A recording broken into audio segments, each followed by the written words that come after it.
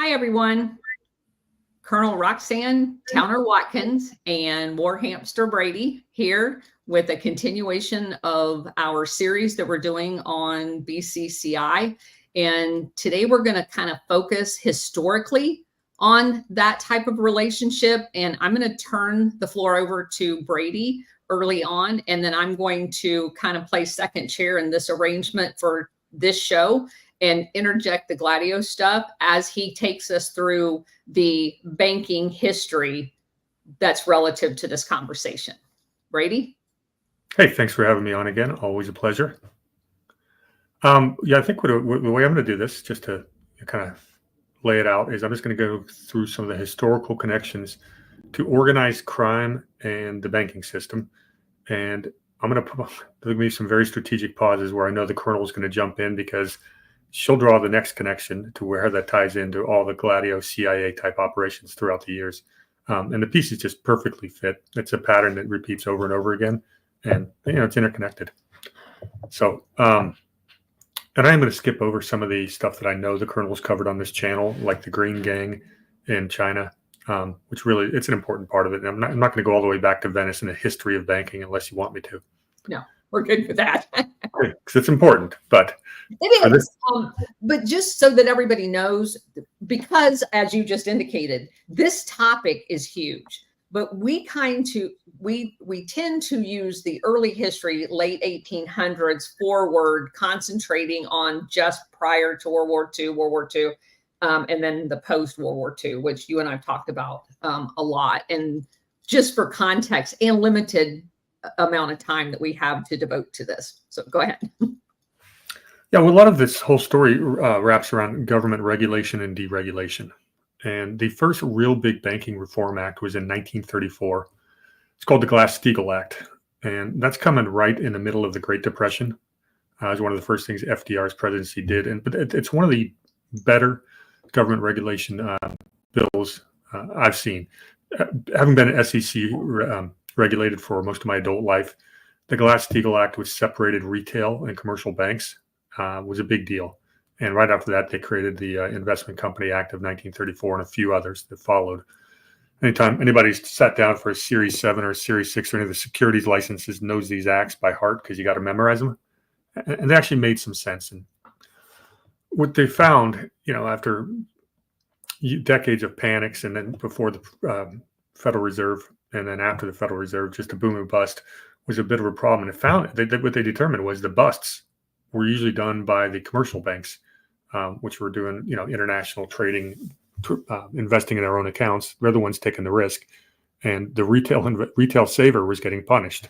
So the Glass-Steagall Act separated those apart, and they made the retail banks highly regulated and the commercial banks less regulated. As you can imagine, that opens up a lot of opportunity. You started seeing the offshore tax havens like Panama and Switzerland start coming back into play. Switzerland would have a major role in both World War I and World War II, where players on both sides would put their assets someplace that was supposedly a neutral country. The big thing with Switzerland was it had always been a haven for French aristocrats back from like 1789, during the French Revolution. During the industrial expansion in the 1800s, a lot of the oligarchs started putting their money in Switzerland. But where they really took off was where they wrote bank secrecy into law in 1934, same year all this other regulations going. And so it's called Article 47 of the Swiss Banking Code, where it says no Swiss journalist could investigate banks, and it's a felony to reveal banking information. Do you think those two are related? 100%. Okay. I think it all connects. I think what you see happen is there's always going to be some kind of a financial market where money that can't be transparent it's got to go someplace to get washed or to be stored outside of the prying eyes of regulators. And whether it's Switzerland, Panama, BCCI, all these different places throughout time, it shifts depending on the lay of the land. But I guess the big picture is that market will always exist. So we get prohibition ends, and of course the mafia's got to find new markets. This is when Lucky Luciano takes over the five families in New York. We know all about Operation Underworld, so I won't go into that. What's going on across the world at the time is Shanghai is exploding. We're post opium wars. The opium trade is huge in China, and a lot of that money's funneling through Shanghai. And of course, HSBC enters the picture as the big money laundering bank for the opium smugglers. That's and Shanghai is under the authority of the UK at this period. Yeah, I believe so. Yeah, that's correct. It's an international settlement. Yep. And you've got the Green Gang is the biggest opium. That would be the Chinese mafia. They're the biggest opium smugglers in the world. And a guy rises to power there by the name of Du Yusheng. And he got to power by murdering a lot of his competitors. So he's a nice guy. France had a area they were the protectorate of as well. And they actually named this guy, Du Yusheng, to the Council of Elders. And then he would become the director of the Shanghai Stock Exchange and the Bank of China, all while sitting as the president of the board of opium suppression. Kind of an interesting portfolio Mr. Du Yusheng has. He's the head opium smuggler, and he's also sits on the government board to suppress opium. For everybody else but them. Exactly. Yes, kind of like the CIA. But I digress. Go ahead. Well, so the Green Gang is, branching into quote unquote legitimate businesses. Little curveball gets thrown at him when Japan invades Manchuria in 1931. So Du Yusheng moves his whole operation himself personally to Hong Kong. And he operates the Green Gang and the opium up until 1949. The OSS got involved about that time. So I'll let you comment on that because you know it pretty well. Well, that's where people have heard me talk about this. As a matter of fact, we were just talking about it yesterday. When Chiang Kai-shek comes into the picture, he's Paul Helliwell's mentor on how to sell opium, launder the money, and pay for your war machine. And so Paul Helliwell gets the idea that this is a great business model for the new CIA that had just been set up. And they're trying to maneuver Chiang Kai-shek back into China because he's now been pushed out. He's in Burma initially, then gets moved over. Temporarily, he was in charge of the northern sector of Vietnam to Japanese it, however you want to say that, because the Japanese had actually taken over Vietnam, the country. And so they had divided those two sectors. And if you go back in history, it's a misnomer when you read that China was giving the authority, or the responsibility should have been the better word, that in a year they were going to have an election for the entire state of Vietnam. This exact same thing happened in Korea, by the way. But they had divided the country into two because it was too large for one country to do. The UK had the southern province of Vietnam, and Chiang Kai-shek actually had the northern part. But Ho Chi Minh basically kicked him out post haste because he had already began moving the opium flow into northern Vietnam. And he was like, oh yeah, not on my watch. And so they were looking for a place to set him up in business. And so you have him constantly moving around, but the whole thing MacArthur was insistent upon, which is why we went into Korea in the way in which we did on the northern part, is they were going to supplant Chiang Kai-shek there in order to do China death by 1,000 cuts. So they just kept edging around by agitating Tibet, the Uyghurs, everybody. And they've been at this for, the last 70 years. But the interesting connection, and we'll see that ties into what happened decades later, is you have the underworld, of the opium trade, getting involved in legitimate business and banking with a connection to a U.S. government-backed strongman. And isn't that pretty much the recipe for Gladio, right there? Patterns. Yes, a decade before Gladio had ever been invented, they were already doing this. Yep. So, Mao Zedong comes to power and kicks a lot of those bad guys out. They end up in Hong Kong or Taiwan and various other places throughout what became the Golden Triangle. Skipping across the pond or across the world, we had the Bretton Woods Agreement in World War II, which basically made the U.S. dollar the world's reserve currency. That's a big, big deal. Whether you're doing trading, legitimate international trading, or smuggling opium, what have you, at some point in time, your loot or your money is going to have to pass through the dollar system. That's an awful lot of power, and it was given to the United States as opposed to the former reserve currency, of course, was the British sterling pound. Sorry, the British pound. The United States was the only major economy in the world that was untouched by 2 world wars, and that gave us an awful lot of industrial power. What was interesting is, we did not get out of the Great Depression until the war hit. None of FDR's policies, government spending, worked at all. In fact, we had a double Great Depression in 1937-38. When we go to war, they nationalize the economy, and the United States industrial might just rears its head, and we get ourselves out of the recession and generated an awfully big GDP with a very high tax rate.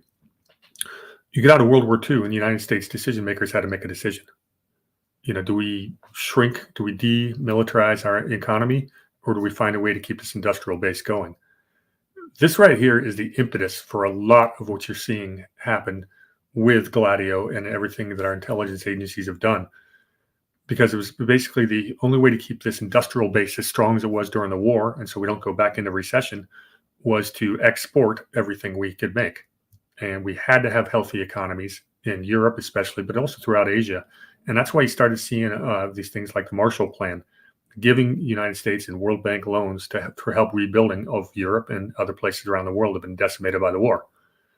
As you can imagine, a lot of that money gets caught into the whole graft game. There's payoffs and payoffs all the way down the chain.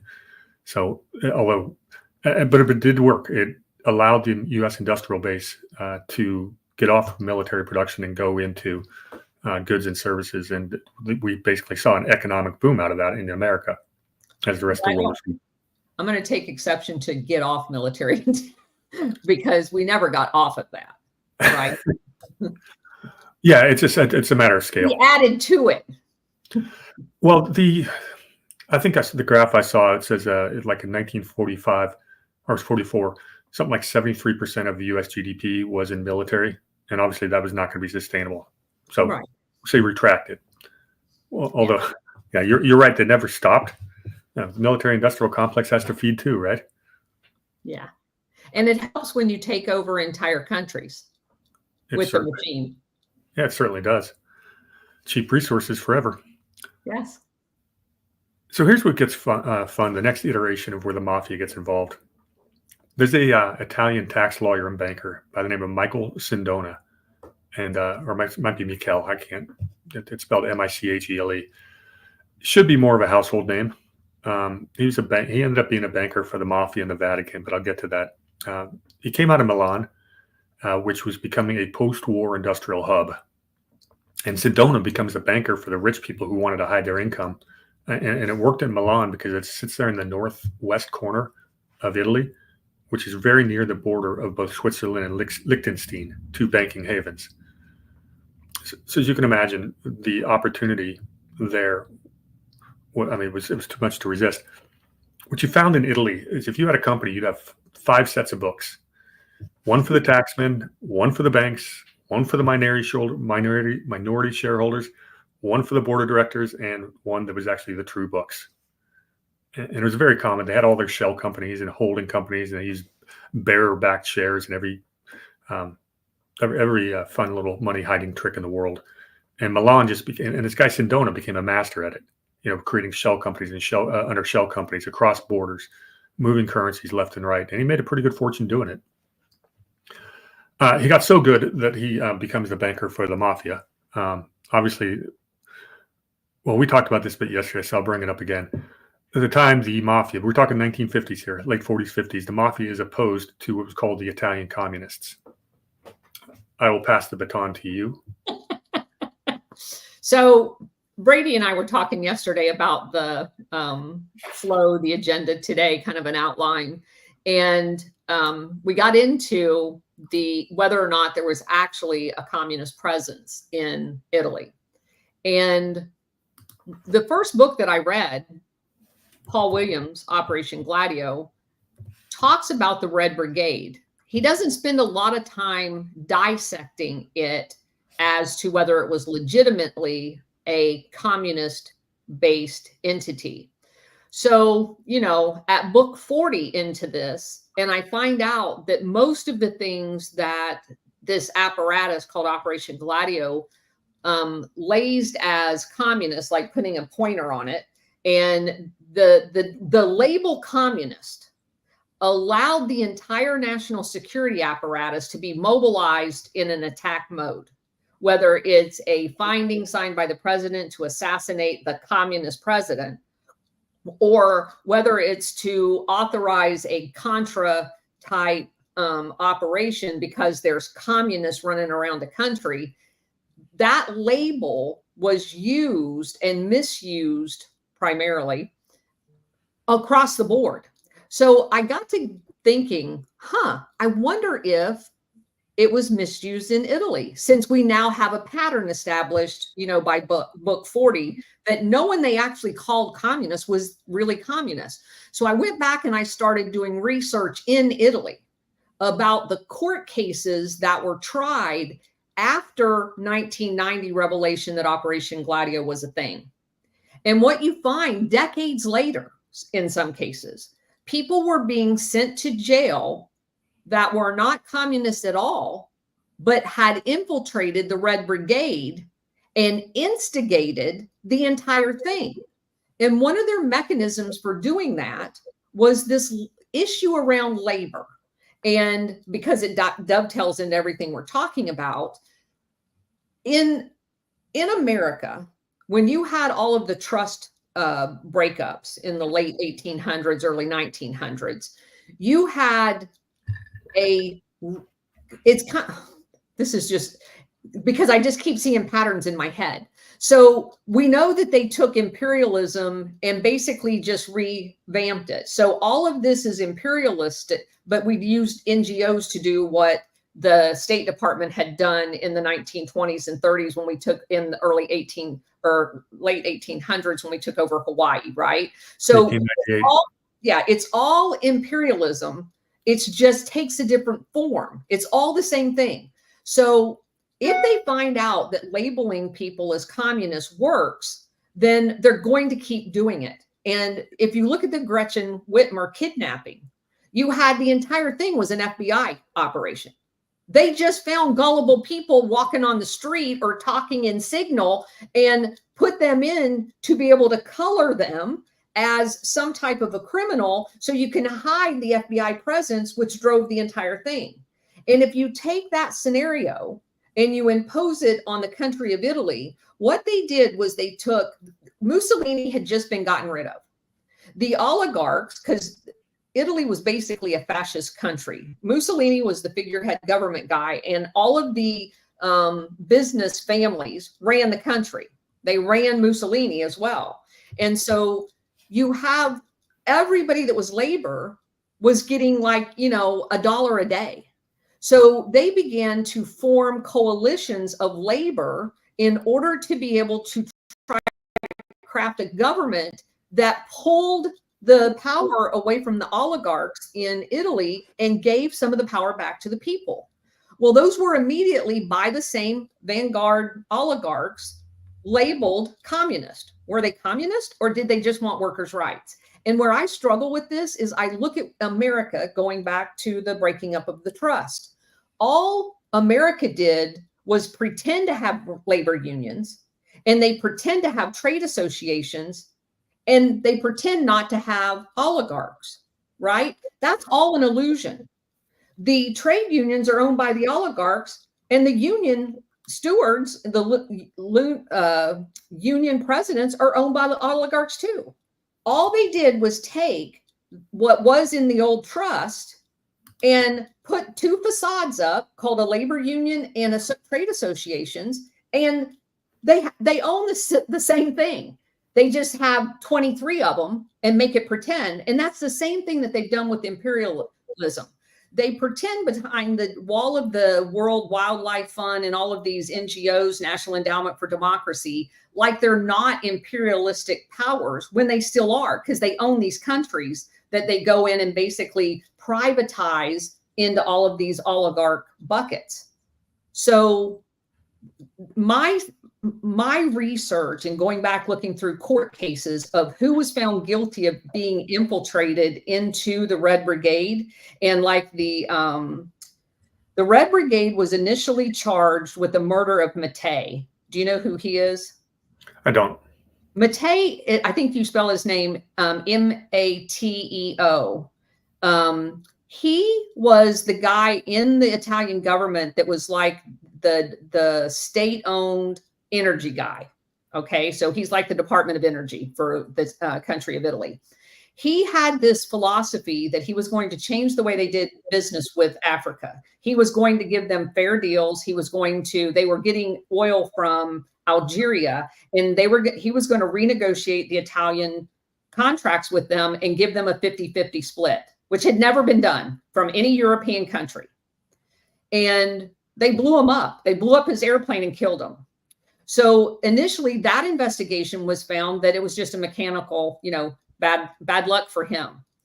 After Gladio began being revealed in Italy, a reporter, went back and went, hey, what about this guy?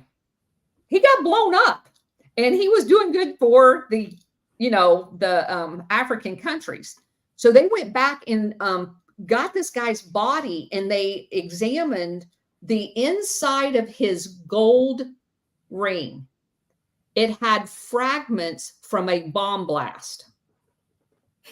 And they confirmed that he had in fact been blown up. And they confirmed that people that were from Gladio trained entities inside of Italy that had buried themselves in the Red Brigade and were pretending to be communists were the people that blew him up.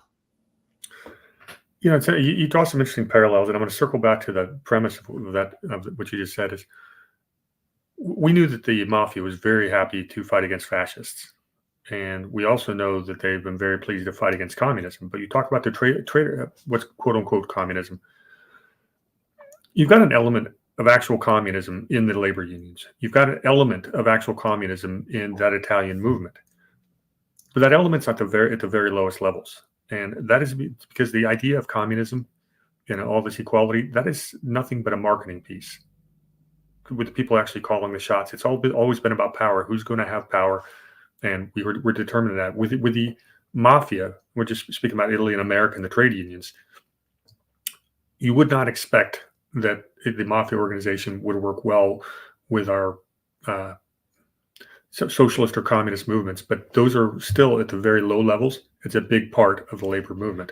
So it's interesting you bring it up. I think there's more to dig on this, dig deeply into it. What was the other thing I was going to touch on? You can go on, continue. I'll get back to it. Well, that was just my point in explaining. And again, I think you have to go back because of the image that you and I, because of the time period we grew up in, of defining what is communism. Because to me, there's a distinct difference between workers' rights and government control of an economy, which is basically what I view communism as. It's that'd be the Bolshevism that international communism became versus the utopian version that most people foresee, unfortunately. Yeah, so to me, workers' rights should not be equated to communism. Workers' rights should be a part of the negotiation, and not under a union, by the way, necessarily. Workers' rights in a economic model has to be part of an equation for a business owner in order to be a productive part of society as a whole. You can't have slaves and say that you're a functioning economy. So you can take business and labor and you can work together.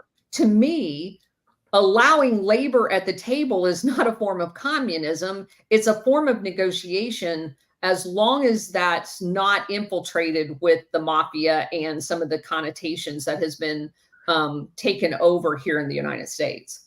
Yeah, I think you have two different forces working towards this on the same goal, because there's no coincidence that the rise of the labor movement in America absolutely corresponded with the rise of the Fabian socialists here. Correct. And so you have two different things working towards the same means, and that's where we got today. And we got this to today.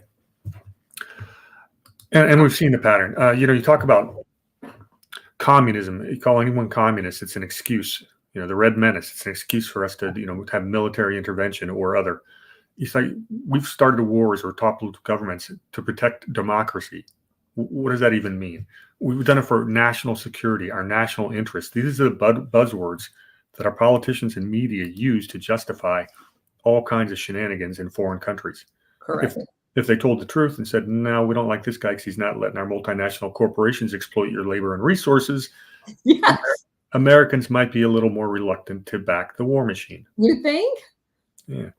So that's why that's why the military industrial complex, the Pentagon, CIA, State Department, they've been into marketing and brainwashing and CIA. I listened to RFK Jr. just yesterday, and he made a great speech. And every single time he talked about a threat to our democracy. And, even Donald Trump talks about our democracy. Until we change that language, this country's in a lot of trouble because we are not a democracy, nor do we want to be. Correct. It'll always end in tyranny. Correct. All right, jumping back to banks. So we've got Sindona. He goes to New York City in the 50s, builds up a bunch of networks, gets to know a bunch of right-wing politicians, New York bankers, becomes a banker for the Gambino family. It's kind of a big deal. And he was part of the big move with the mafia to move to Cuba. He got to be buddies with Batista, set up banks there. Meyer Lansky was a partner. And they were trying to set up organized crime governments where, the whole government became organized crime.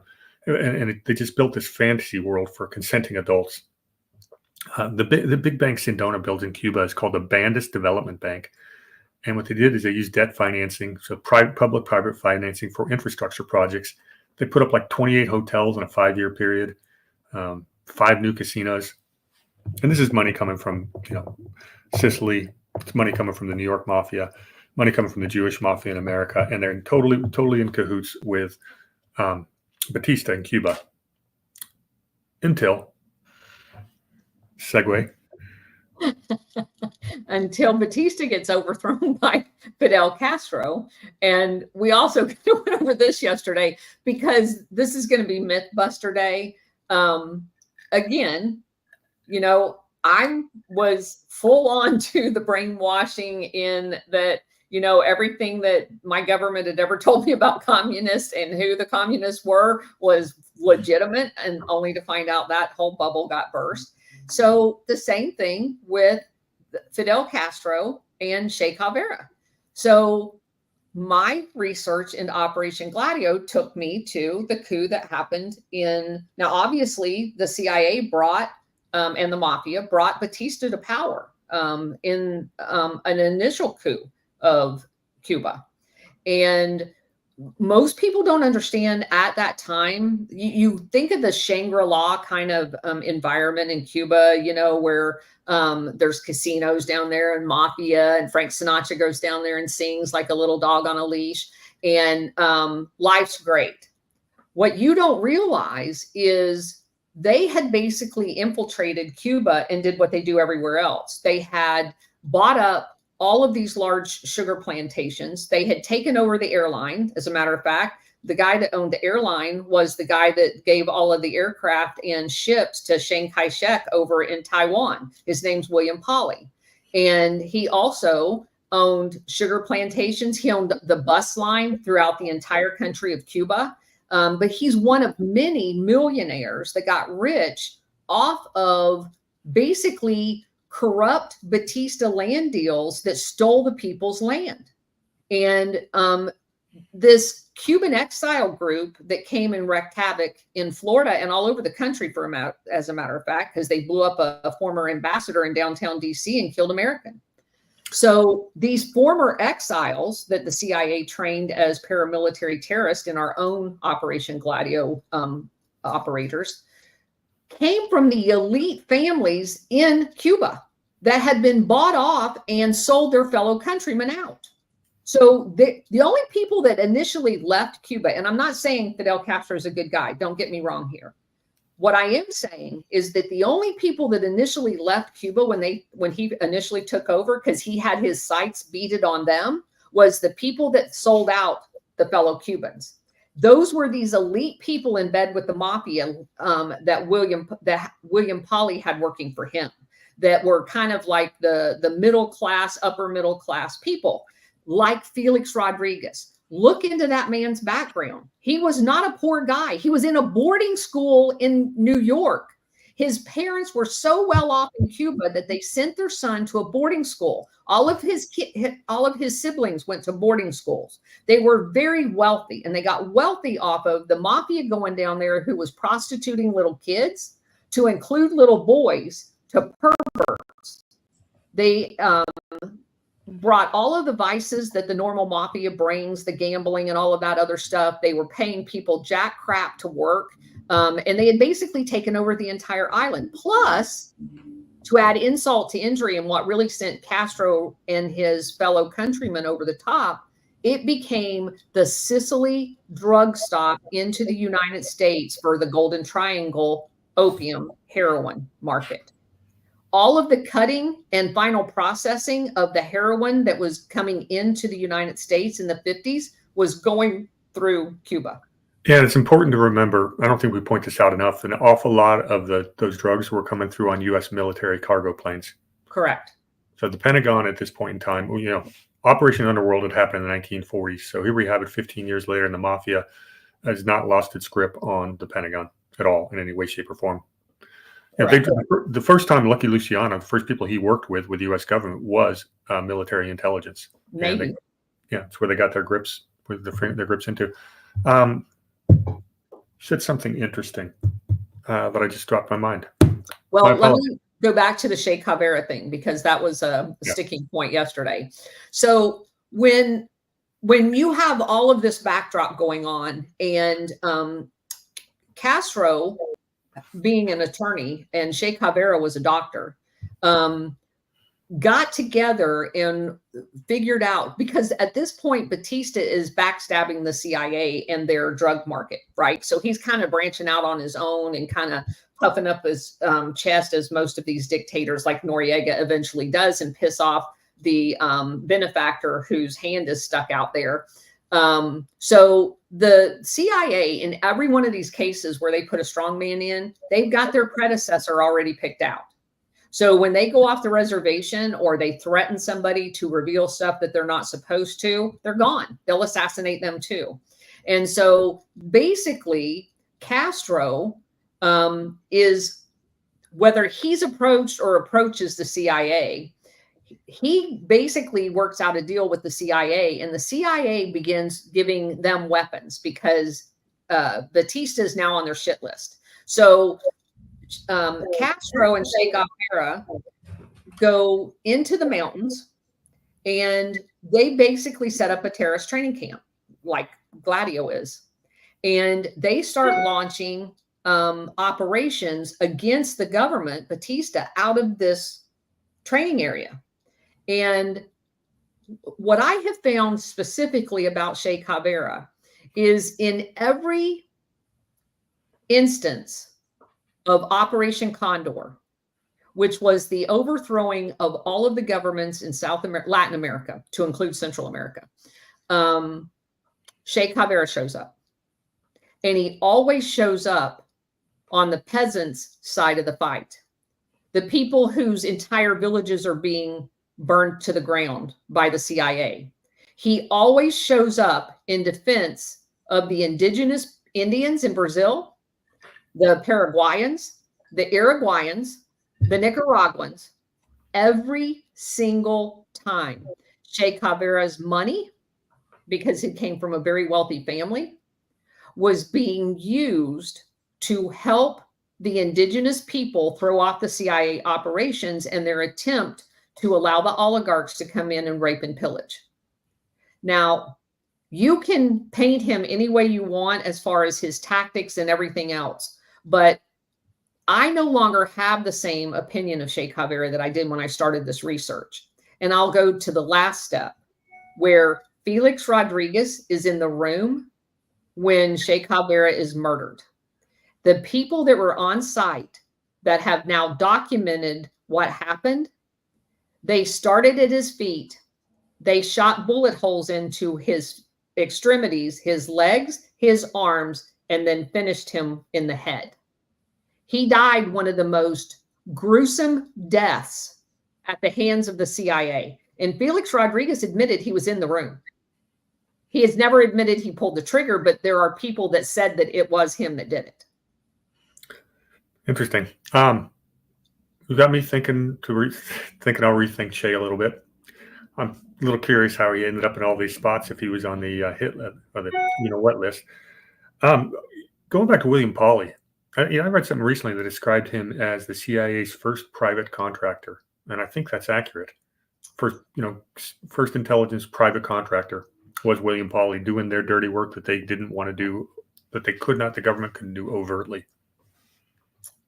Well, they did it overtly many times, but yes, he definitely was. But you could kind of question whether or not. I mean, So this is another gray area.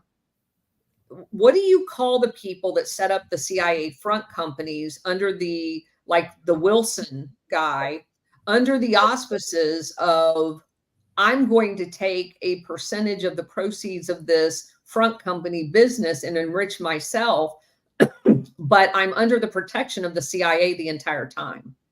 So you can call that a private entity, but it comes with all of the benefits of actually being a government employee, because they're never going to prosecute you. Yeah, for the most part, right. Comes with a lot of, we just talked about that with BCCI, and that's what we're going to get to is, correct, why didn't anybody above a regional branch manager get prosecuted? Correct. So that's the second half of the show today. Oh yeah, okay. So what I was talking about, the big theme here is there's always got to be a market for some kind of a currency or the ability to move money without the scrutiny of regulators. Whether that be the British pound, whether that be the US dollar. It doesn't matter. They don't care. Today, a lot of this stuff is being done with Bitcoin. And you just have to have that kind of market. And because you're talking about illicit money comes from illicit deeds, you have to have some kind of banking or tax haven. We talked about Liechtenstein. We talked about Switzerland. It was Shanghai for a bit. And it always seems to shift. Cuba seemed to be a haven for it. So we're in the 1960s. And this guy, Sindona, goes back to Palermo, Sicily, and comes out of there. He becomes the banker for the entire La Cosa Nostra. That's the big version of the mafia, headquartered, of course, out of Sicily. What he's doing is he's investing their money in these various tax havens. Again, Liechtenstein and Switzerland, setting up shell corporations of trusts, and there's all kinds of the spider web. And he's trying to make money for an awful lot of people, and he is managing a ton of money. In 1963, Sindona becomes friends with a guy by the name of Cardinal Montini, or a little before 63, because in 1963, Montini becomes Pope Paul VI, and Sindona becomes the banker for the Holy See. Right then, the Vatican is spending a lot of money throughout the world for various purposes through something called the IOR. Are you familiar? Yes. Yeah, it's the Istituto per le Opere di Religione. That's my Italian accent. Which is basically like their State Department. Yeah, the Institute for the Work of Religion. It was founded in 1942. We're going to bust some myths today, right? 1942? The same year Hitler started using Gladio units. Yeah, go ahead. Yeah, interesting. So let's bust a myth here. You've heard this 1871 U.S. corporation theory where they say that the United States coming out of the Civil War was bankrupt and we basically became the U.S. corporation as we sold the country to the City of London and the Vatican Bank. Well, that was going to be really hard to do in 1871, considering the Vatican Bank wasn't founded until 1942. Well, that would have been Hitler's bank, Hitler's Pope, and like that. I could go really deep into what the City of London really is or isn't, but it was basically, it's a 1.1 square mile part of London, and it is a municipal corporation, actually the oldest municipal corporation in the world. DC is also a municipal corporation.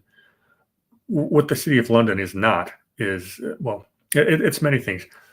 What would come out of the 60s is the City of London would be a wonderful place to have this exchange of international money, because right there, you're sitting there with the dollar being the world exchange currency, and you trade it in London, U.S. regulators have no oversight because it's outside U.S. borders. And because it's in a U.S. currency and not a British currency, the British regulators couldn't do anything. So the city of London in the 60s and 70s becomes this huge center of global commerce, and it actually rivaled New York as the biggest banking center in the world. It's been going back and forth for 4 decades, and it's just because of very peculiar, set of regulations that are mostly made by British lawmakers and American lawmakers. Makes you wonder how those things kind of happen. And the Vatican Bank shared some very similar hands-off qualities, as did the banks inside the City of London. Yes. You have foreign investors borrowing dollars from British banks.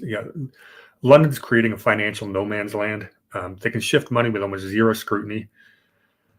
It's really a new empire. Like half the world's banking is going through that. And then, of course, they outsource it to places like the Channel Islands. All sorts of different islands pop up, the Cayman Islands. And they're fully aware that they're breaking UK banking regulations. But they don't have any authority. Yeah. Well, Sindona's depositing a lot of the Vatican money in London at this point through dummy corporations. And he really just became so the way I heard it described in one article is now you had the servant of the underworld becomes the financier of God. And so are we going to talk about Marcinkus? Go ahead.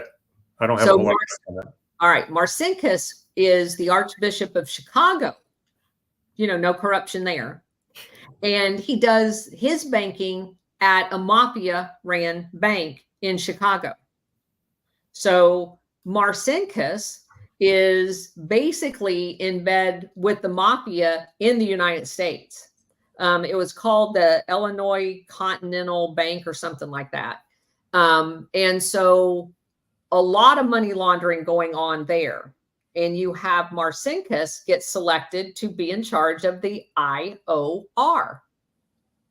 He comes into the Vatican right about the time that the Vatican becomes the money laundering destination for the Paul Helliwell apparatus that has been set up in the Golden Triangle with Chiang Kai-shek. And so basically in the original structure, the Vatican was getting all of the money to launder.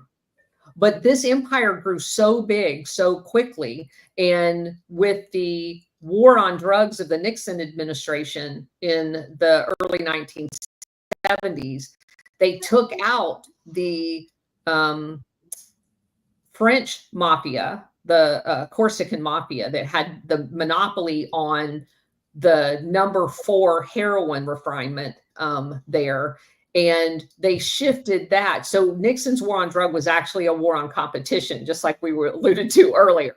So they knocked out they literally killed all of the top 3 echelons of the Corsican mafia in drive-by shootings, assassination in restaurants. It was bloody murder along the Marseille coast part right there.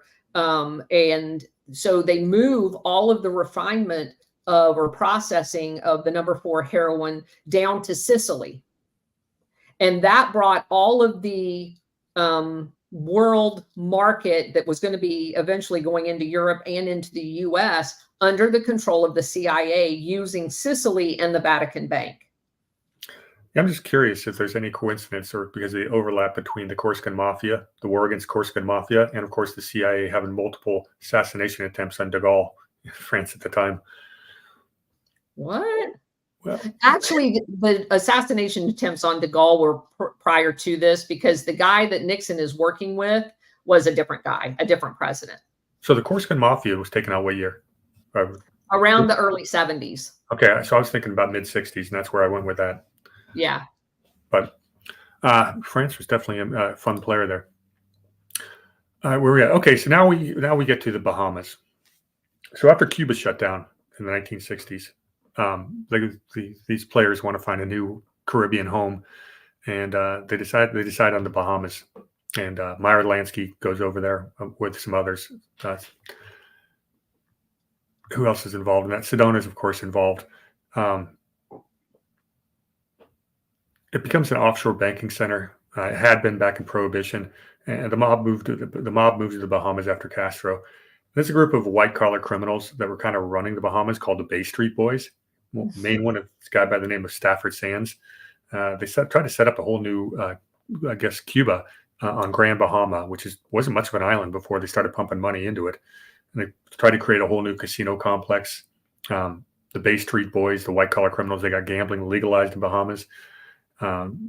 U.S. regulators kept trying to get information. So Sands installs a bunch of bank secrecy laws. There was no taxes in the Bahamas till 1990. It became a huge mecca for all of this international trade, whether it be drug trafficking or money laundering. The Colombian cartels get involved there, and this is the environment that exists on the international banking system when BCCI is about to get founded. Mm-hmm. Big thing happened in 71. Nixon takes us off the gold standard. Bretton Woods agreement pretty much died. Sedona is trying to purchase Franklin National Bank in the U.S., which isn't going to happen. And of course, we know what's going on in Italy. Big street violence in the 70s, which is the newspapers are going to say is mafia versus communist. There was a lot of political violence going on in the 70s. Oh, yeah. And I'm going to say there's probably 4 or 5 different factions. The way the media reported it is probably less than honest. This is all part of the story. What you end up having, especially, there was a war on, so you have the Gladio things obviously set up in the late 40s. You have all of the 1950s where they have infiltrated and set up networks all over. There were like 600 units and like 400 weapon caches just in Italy alone. Now, they have manipulated everything. They've manipulated the government. They've manipulated media. They've manipulated local governments. And people are getting sick of it. And a couple of journalists begin in the mid 1960s investigating this because they're seeing patterns. If a prosecutor brings a case against anybody affiliated with Gladio, because you haven't mentioned the P2 Lodge yet either.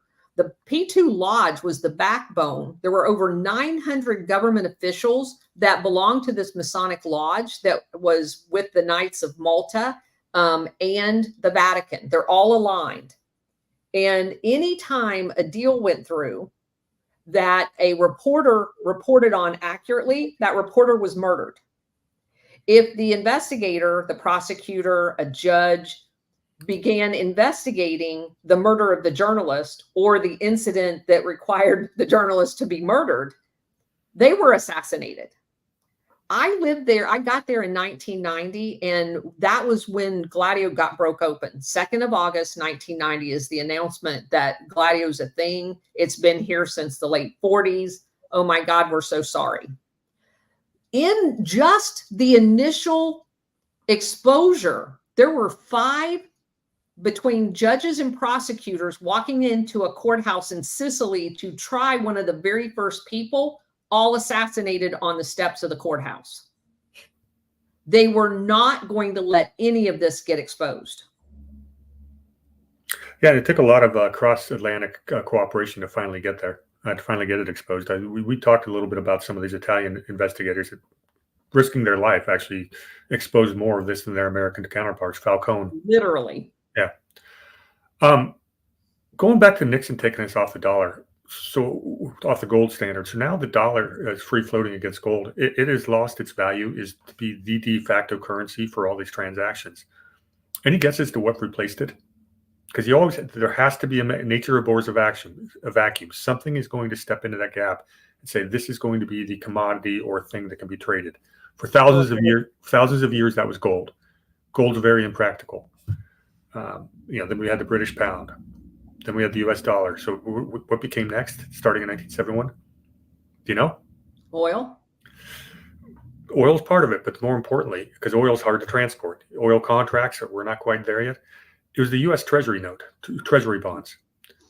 So what you had happen, every single country started having to keep reserves of U.S. Treasuries to be able to facilitate cross-border trade. Well, at the same time, this created a huge demand for the U.S. Treasury and allowed the United States to borrow money and print, quote unquote, print money at an unprecedented scale. It is no coincidence that our M2 money supply goes skyrocketing and inflation of the 70s and 80s hits, basically because of that. But that taking the dollar off the gold standard allowed the U.S. Treasury to be the most freely traded commodity in the world, and it's all squeaky clean because it's got to come from bank to bank, or brokerage to brokerage. You no longer trade your bonds and certificates, or very, very rarely do you do. So that had a lot of impacts we're feeling today. That opened the door for this excessive borrowing, the unnatural demand for the U.S. Treasury bond. And if that ever unwinds, America is going to find its purchasing power down by 25 to 30% minimum. So, and don't you think BRICS is going to unwind that? To some degree, BRICS is a long ways away from having that kind of financial power. They also have a bit of a trust issue, not meaning the United States, has been a trustworthy custodian of being. The problem is the different countries in the BRICS don't necessarily trust each other. Can you trust Chinese accounting? Can you trust, that sort of thing? It's really hard to have a monetary union without a political union. And there's no talk about creating a political union. Right. Okay. So I don't think that I think it's important to have competition for the Treasury. And that allows the market to slowly have it dwindle down as opposed to a complete rip the Band-Aid off.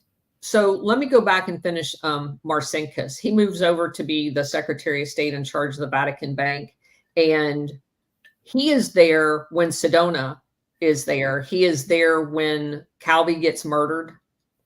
And they finally, the country of Italy has had enough of the whole money laundering and the murder. And they decide that they give the Vatican one last chance to clean their crap up. So Marcinkus gets sent on his way. Do you know where he went? Sun City, Arizona. He comes back to the United States basically with a warrant out for his arrest from the country of Italy for the murder of Calvi, the embezzlement of billions of dollars through these shell companies the Vatican set up, all done under his watch. He lives the rest of his life, dies in Sun City with a warrant out for his arrest and an extradition request pending at the State Department that the U.S. never honors. It's funny how a lot of these people did not end their lives very well. And I was just going to close up on this banking. Sedona ends up arrested in the U.S. in 79 on 68 counts of fraud. Yeah. It's because the Franklin National Bank went insolvent because they were making bad loans, apparently. And everyone dropped Sedona. He lost a ton of money for the mafia, a ton of money for the Vatican. And, he ends up dies in jail. Myers-Lansky, who's involved. Well, he was poisoned in jail. He didn't just die. Sedona? Yeah. Yeah. Yeah. But that was better than Calvi, who is the other banker that allowed the National Bank in Italy to go insolvent because he got hung off the Friars Bridge in London. He was the Bank of Ambrosia or something like that, however you say that, Ambrosiani Bank in Italy. And he was trying to escape being arrested. They find him in London and they hang him off the Friars Bridge in a black with like Masonic stones in his pockets so that they know that it's a hit job. It's funny. That's a really good segue into the second part of what I want to talk about today, because you point out that these players, they've got a heck of a good life as long as they're useful. And the second they lose their usefulness, it's bye-bye. Nice knowing you. Yeah, exactly. We see the same thing on the government side. People who are willing to look the other way and say they're part of the game, they get to fail upstream and get promoted. And then they get to take their mini vacations to the private sector or the NGO sector, where they get to accumulate a lot of more wealth than they do in the government. And they go in and out of government. That's the revolving door we talk about. As long as they're useful. And as long as they play the game. And it does not. This is consistent in America throughout the Republican Party and the Democrat Party through administrations of both. This goes back decades. If you're willing to play the game, there's a place there. They will find a place for you. And it's the whole government isn't corrupt. It's the people in the bottleneck positions, the political appointments. And you don't get the political appointment unless you're part of the game. But I will say there's instances of people like Ed Wilson being one of them that played the game, and he was willing to continue to play the games, but he had way too many secrets that he knew. And a new administration comes in and, sorry, you're in jail. And that happens to weapons dealers who did deals for the last administration that the new administration doesn't trust. So you're taking a huge risk when you do business with the United States, because like in the case of the president of Pakistan that was involved in the whole shady dealings with the Russian invasion of Afghanistan, which isn't what happened at all, and funneling billions of dollars into Afghanistan, but not really, because about 60% of that is shaved off and sent other places. When you're the president in Pakistan that's allowing all that to happen, and you get a new administration in and your airplane blows up, taking with you several Americans that happen to be the ambassador and the general in charge that knew what was going on, they didn't have a change of heart. They just outlived their usefulness. Well, it's exactly correct. We started this series of BCCI, and the thing we both probably noticed right away is, well, it's great that they caught these 10 mid-level managers in Tampa, Florida, but the investigation never went further. You know, it would seem to be hard capped. It seemed that the U.S. Treasury and the DOJ were slow walking it. Like Epstein? Go figure. So I decided to do a little bit of digging and figure, who, we already talked about the connection between Bob Mueller and John Kerry.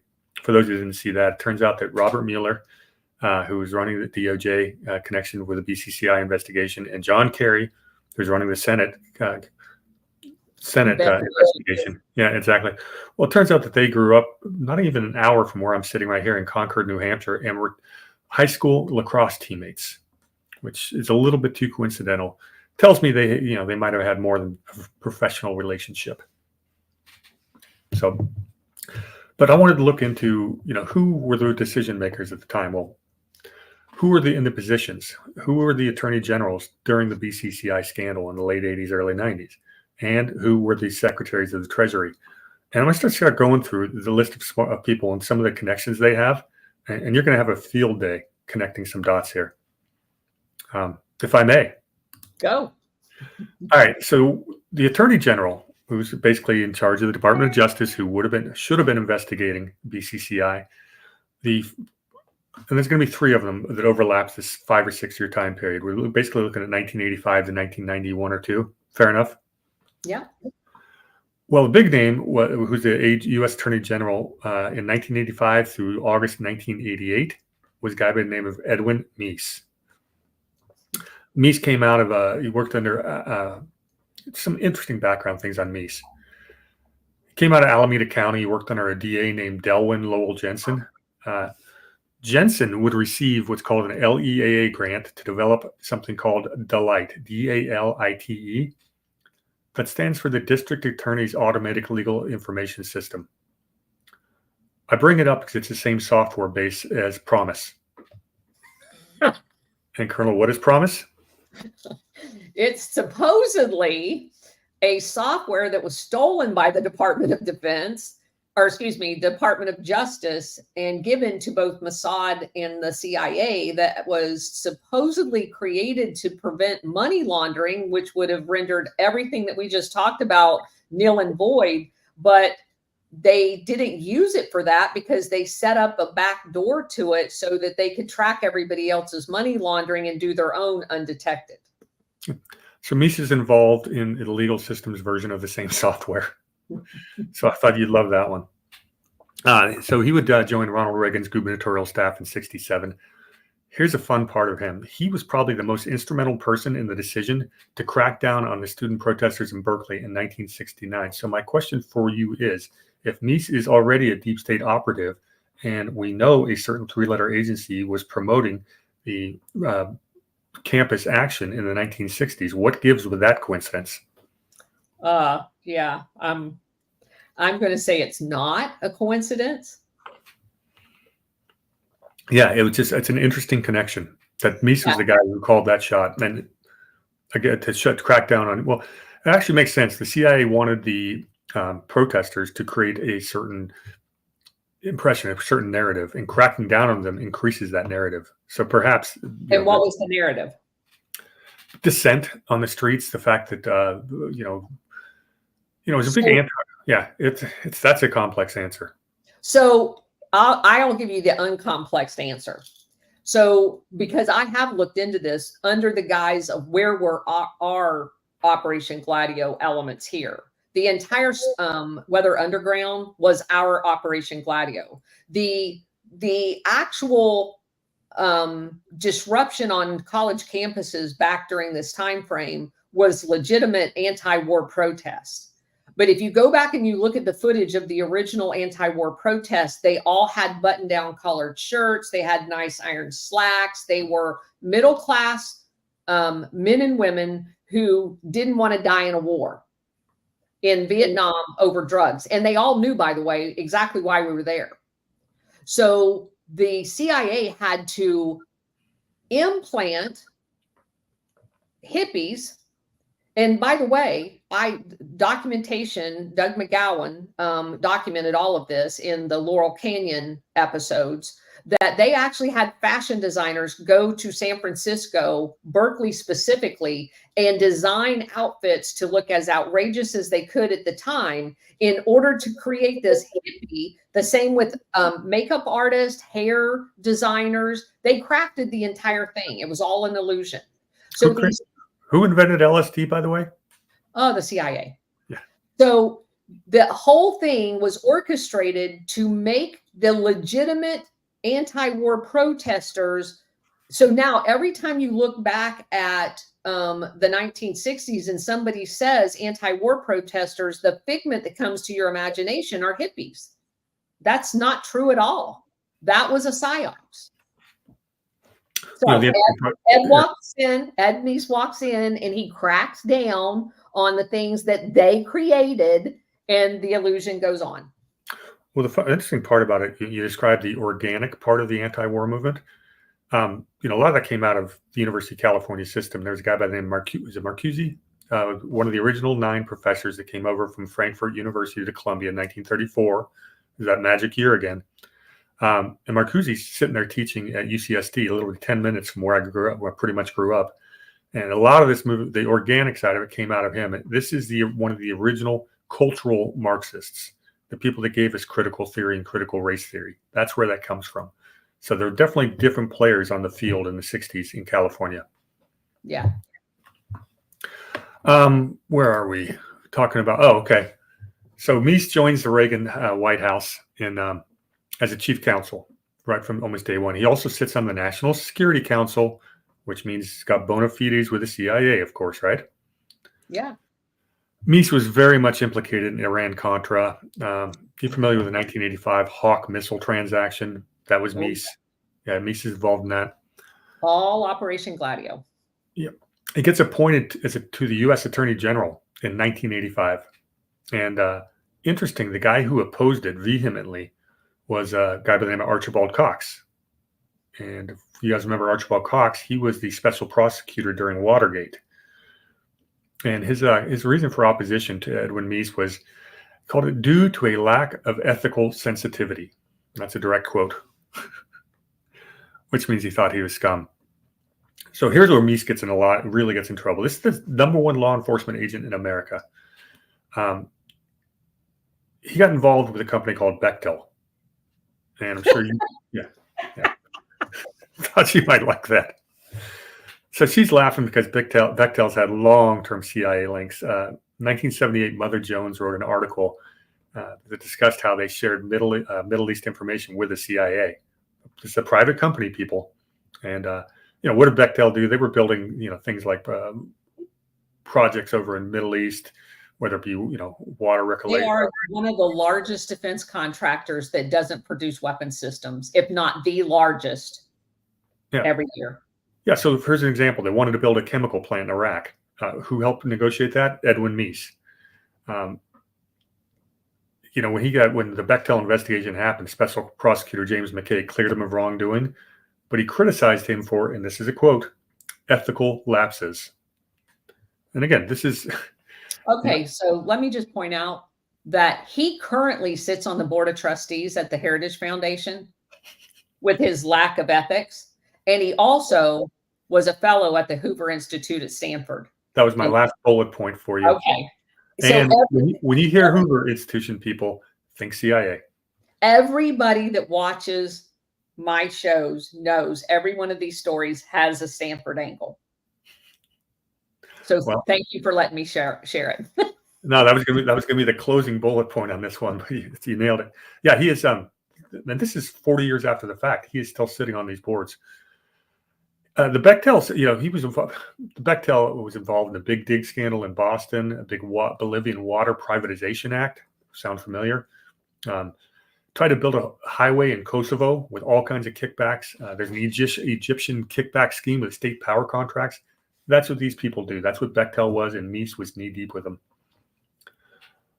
He ends up resigning to another company called the Wedtech scandal. Wedtech is another government contractor. They won a ton of no competitive bids. Funny story about this one. They originally manufactured baby carriages. Pretty darn scary stuff. A guy by the name of John Mariota founds it. Somebody by the name of Fred Newberg comes in, and they started focusing on these DoD contracts. Well, there's a lot of law firms that were involved in this Wedtech. When they went public, they gave shares of stock to law firms as payment of services. Mariota was still the primary owner, and he won the competitive bids, even though Newberger was a foreigner. So they were doing this illicitly, getting the government contracts. You had two House members, Mario Biaggi, Robert Garcia, both got resigned seats and went to jail on this scandal. A couple of U.S. senators, Clarence Mitchell, Howard Mitchell, they helped Wedtech win the federal work, and they got punished for that. One of the main people at Wedtech is a guy by the Major General Vito Castellano. And, he had key positions in Albany, the New York Mafia, or not New York political mafia, I should say. He was a commander of the New York National Guard. He was Mario Cuomo's chief of staff. And Castellano was also the cousin of the Gambino crime boss, Paul Castellano. I worked with a Castellano at McDill, and he was an intel officer. I was always harassing about him about being in the mafia. Yeah, it's real. So that's Mies. And of course, he closed out with, now he's retired. He had to resign when the independent counsel was delivered. But that's this guy. So he's one of the decision makers trying to decide whether we should prosecute BCCI. So do you think with those connections, he might have some incentive with some multinational corporations and other organizations maybe to not pursue further investigation? Just a little bit. Just a little bit. And that's the chief law enforcement action in America. All right, so he's succeeded by a guy by the name of Dick Thornburgh. Not quite as exciting. He was a governor of Pennsylvania, was known as the hero of 3 Mile Island because he was the governor when that happened. He apparently did a good job. He was real big on going after white-collar crime and got a whole lot of convictions during the S&L crisis. Well, that's what the media will tell you, but what do you think about the convictions in the S&L crisis? Did we see some people not get investigated? All of the real people that served on the boards that got all of the uncollateralized loans, none of them went to jail. Nah, so we've got a pattern here with Dick Thornburgh. Oh, what? A pattern? Nah, never. So he resigns. So he was the Attorney General from 88 to 91. He resigned to become the governor of Pennsylvania. To run for Senate in Pennsylvania. And there was like a side deal cut with a Pennsylvania congressman who was under a campaign finance investigation. He agreed not to run. Well, Gray ends up not winning. He lost to a Democrat. And interesting part about his campaign is 2 years later, his campaign was successfully sued for $180,000 by a guy by the name of Karl Rove. So. All right, so let's find out what kind of guy was Thornburgh after he was Attorney General. Well, in 2002, he's appointed the examiner in the World Bank bankruptcy proceedings, and he's the guy who slams Arthur Andersen and Citigroup for aiding the fraud. Okay, hold on. Can I just stop for a second? Please. Wasn't Mies Yale and this guy's Yale too? What's the question? They're all Yale graduates. Yeah, I didn't. There's a lot of that, and I didn't write down the college connections. Okay. Yeah, they're all Yale graduates. Just go ahead. Yeah, Keep that in mind because we got to shift to Skull and Bone soon, and that'll. Well, that's why I wanted to bring it up. Yeah. No, it's good. When I was going through all the bios of these guys, yeah, an awful lot of Yale connection. Yeah. Okay. Go ahead. Sorry, I didn't mean to interrupt. No, not a problem. So it's interesting about this guy Gray, who basically stepped aside to let him run for the Senate seat. Gray ends up being the CEO of the United Negro College Fund, which is an interesting place to land. A little bit of graft has gone through there. So what's Thornburg doing in the year 2000? He would later serve, after he left the Attorney General, as the United Nations Under Secretary General in 1992 and 93. What's going on in the world in 92, 93? Maybe in Iraq. And that's also the time period where the Cold War is ending and the U.S. foreign policy is shifting from one of alleged defense to shifting to offense, if Mike Benz is to be believed. And that's when they started to roll with the censorship, or that's when the internet comes out and some of the what's been known as color revolutions started happening. That was the shift after the Cold War. And this is the guy sitting on the UN as a major player at the time. So a couple other fun things about this guy. He was actually hired by Joe Paterno's family to challenge the free report on Jerry Sandusky. Side note. Oh, that's hilarious. Yeah, he's a consultant to the United Nations, World Bank, and the Inter-American Development Bank on efforts to battle fraud and corruption. So he's the insider on there to make sure they don't ever find anything? To some degree. I don't think he's all that dirty. I just think he's in some really high positions where he could have done a heck of a lot more if he hadn't turned the other cheek.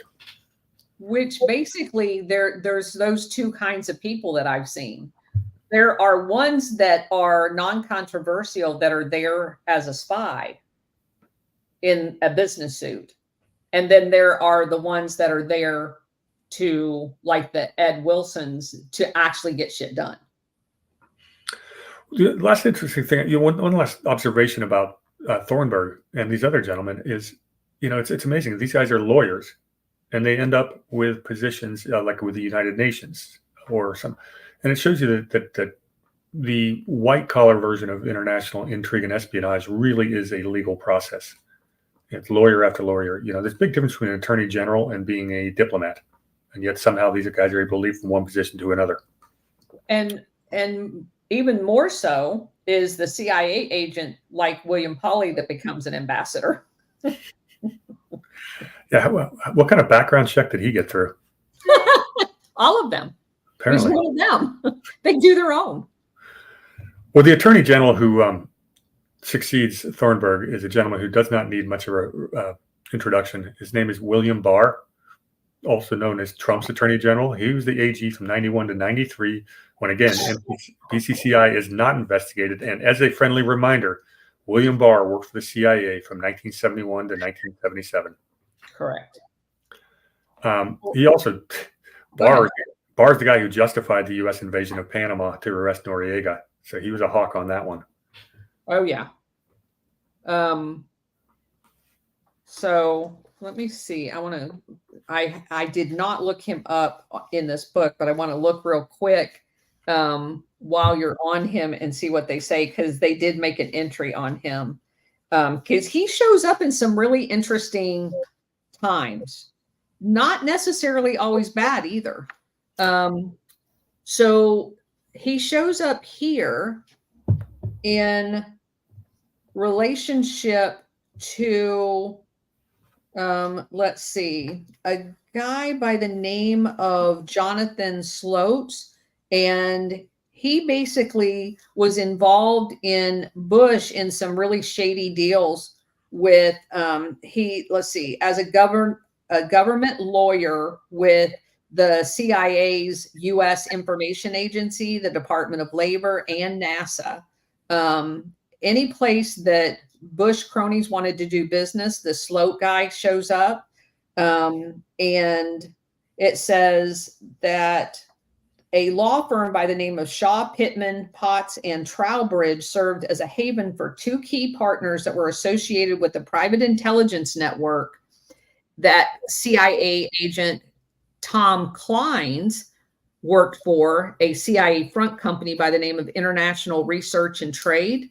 And that was the company that this Ed Wilson guy, who's, part of the weapons deals for BCCI, says that company Ed Wilson funded and Ted Shackley, who's obviously CIA, organized, which became known as EATSCO, EATSCO. A woman by the name of Barbara Saccotti was working in this place. She is a Harvard Law School graduate, and it says Sloat and Roscotti. Also working with them was a young man by the name of William Barr. Barr was a New Yorker that had graduated from Columbia University, completed his doctorate degree at George Washington University, and back in 1977 had worked at the Office of the General Counsel to the CIA.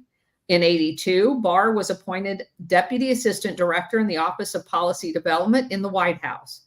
As the sins of the private network were threatening to spill out in public during Bush's own administration, Bush, and they're talking about senior, obviously, turned to Barr to serve first as an Assistant Attorney General in the Office of Legal Counsel in 1988 to 90, and then as his Attorney General. Barr nearly succeeded in covering up the Bush administration's Iraq Gate. So it's interesting that this is the same Bill Barr that, as you just mentioned, covers up Iraq Gate, did not prosecute BCCI, despite the fact that there was a ton of evidence, as was later exposed. And apparently, when he became Attorney General under Donald Trump, was unable to actually do any kind of investigation into Spygate. Or election fraud or anything else. Or anything above. So this guy, Bill Barr is, if he's not the biggest cover-up artist, or maybe that's his entire job is, but. Well, let me also say there's a separate possibility, and not that I believe this, but it is possible. There are some of these people that were in this system that they are so exposed for things that they have done that they could have been approached saying, because maybe they weren't ready to expose all of the election fraud at the time because they're trying to map a circuit, the network. And there is a slim possibility, because I'm the eternal optimist, that he was brought in as one of them, but wasn't one of them for the legacy of his family. It's interesting. It's a long conversation with a lot of speculation, but all speculation. Yeah. Do we have time for me to jump into the Treasury Secretaries? Yes, probably take about 15 minutes. I've got another. I can probably go for another 45 minutes if we need to. Okay, go. Okay. So those are your Secretaries of State. Attorney Generals, the people involved in the cover-up. But most financial crimes investigation starts with the Department of Treasury. That is their expertise, mostly because they've got access to pretty much all kinds of information of money that's coming and going, ones and zeros, and every single banking brokerage entity reports to them. So they've got a lot of data, a lot of investigations start there. But apparently BCCI did not. And let's figure out why. Usually start at the top, and, who makes those decisions. So the U.S. Treasury Secretary in 1985 to August of 1988 is a guy by the name of James Baker. Well known. What's he all about? Well, he was the Undersecretary of Commerce under Ford. He also ran Ford's unsuccessful 1976 election. He would fail upwards and became Reagan's chief of staff in 1984 and 1985. Then in 85, he becomes the Treasury Secretary. So what's he do there? He was the architect of what's called the Plaza Accord. And that's just something that devalued the dollar. It was government intervention into currency markets, and it probably led to the crash of the Japanese asset bubble in the 1980s. This was James Baker, government intervention into private markets. In my opinion, as a free market type of guy, that's a bit problematic. And we're still seeing the downstream effects of that decision. In Japan, most certainly is. So Baker also comes up with a Baker Plan in '85. It's at a big IMF World Bank meeting, and they're talking about how to combat the international debt crisis. Remember, I've told you that U.S. Treasury is everybody has to own treasuries, so everyone's borrowing in dollars from the World Bank and the IMF.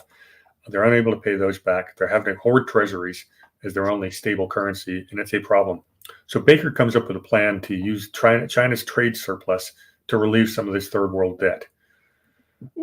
That's what the headlines will tell you. What's really going on is they're further enslaving these poorer countries to the dollar debt system, which is the predicate for the Gladio style multinational corporations moving into the NGOs, everything like that. If the government and these indebted nations do not play ball, well, that's when we bring in the NGOs and the CIA. So that's what's really going on with the IMF banking stuff.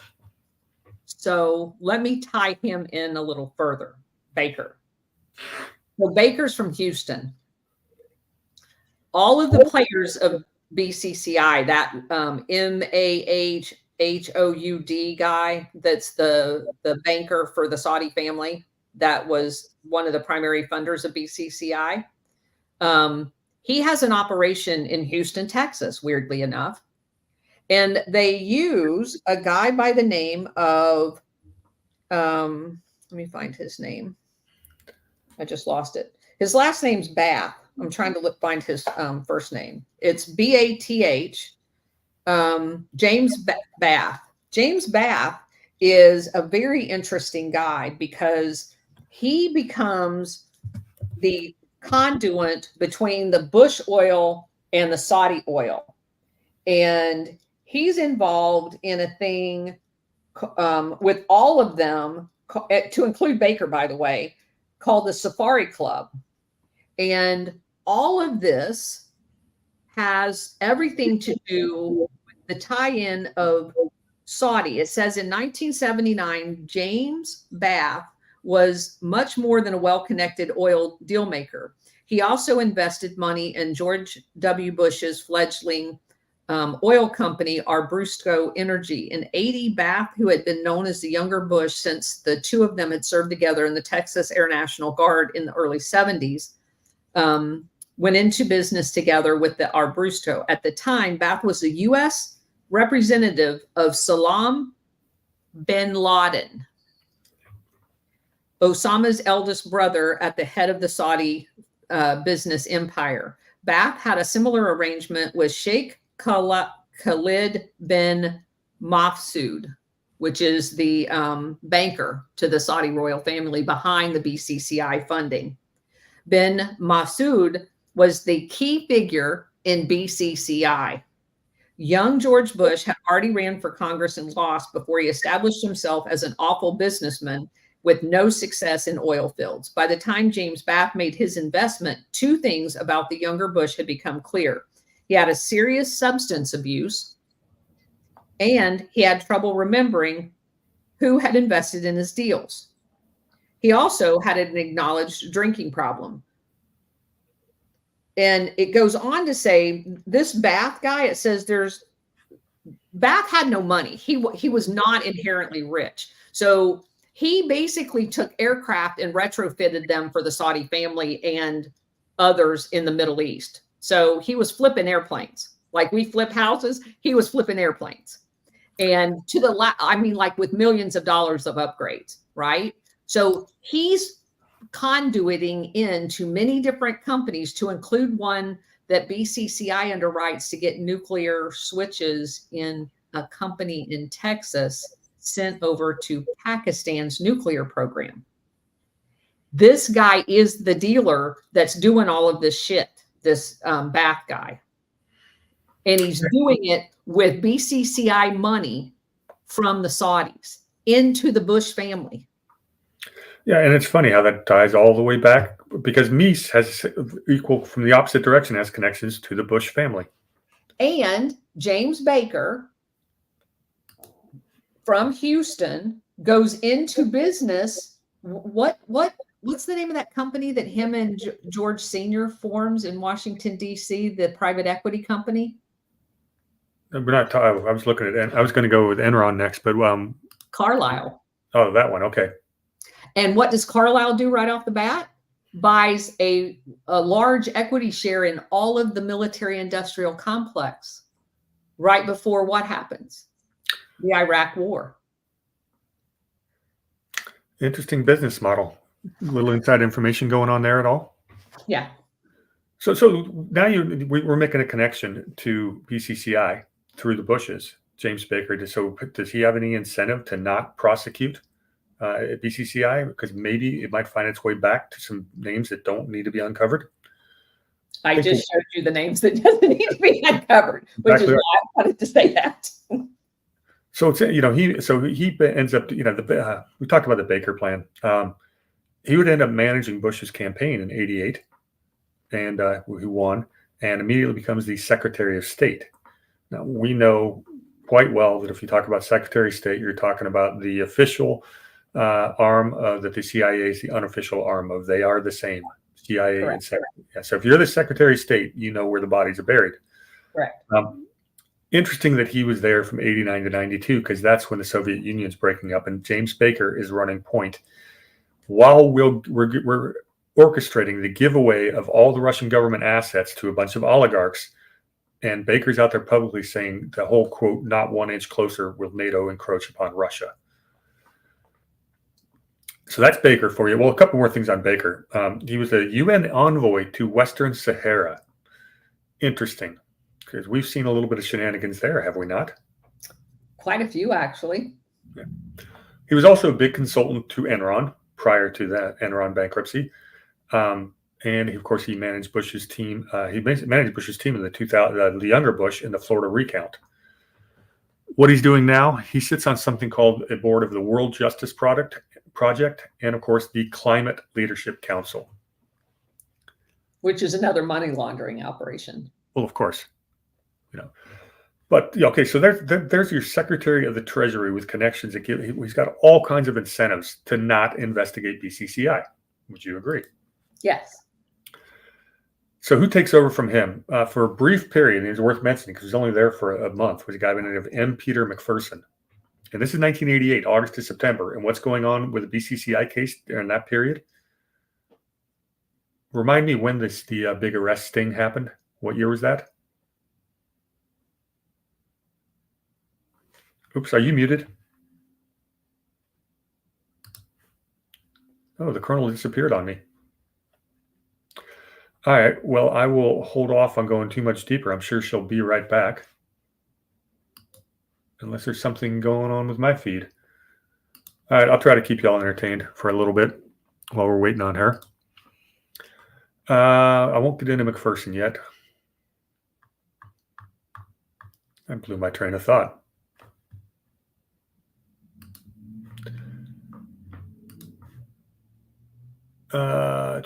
Where could I fill you in on some fun stuff while we're waiting on her? Sorry, going through my notes right now, people. And I don't want to go on this I do not want to go further down this tangent without her listening in, because I do want her insights and to hear the thoughts. Well, I'm looking at the Rumble chat. If anybody's got any questions or has anything to say while we're waiting. Any questions in the Rumble chat, or should I check on the YouTube as well?